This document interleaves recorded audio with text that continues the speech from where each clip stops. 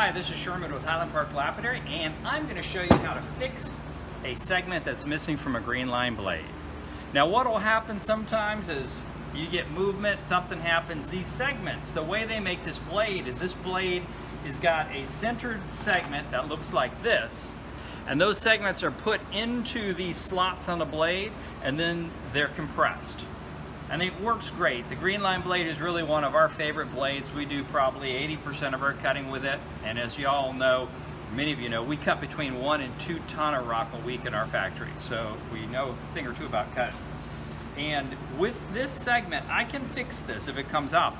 We do sell replacement segments. And what I've done is I've cut this shorter. I've just used a vice grip to kind of chop it. And then what I'm gonna do is I'm gonna fit this new segment down in the slot. And now what I need to do is I need to hammer that just so it stays in place.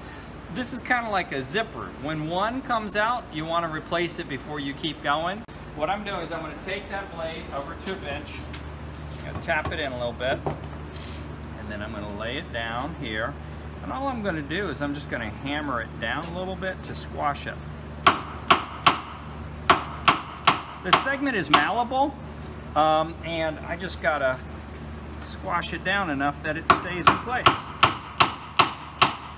And once it stays in place, like that, maybe a little bit more, then I'm going to grind off the top, and I've replaced my segment.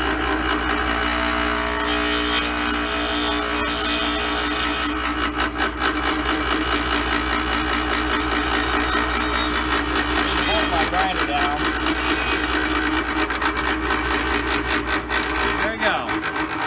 Replace the segment. Well, that's basically it for putting a new segment in. It's not hard. We sell the segments on the website. It beats having to replace your blade. Segments do come out, depends on what you're cutting and things like that, or whether things move. It's super easy to fix. So there's your technique.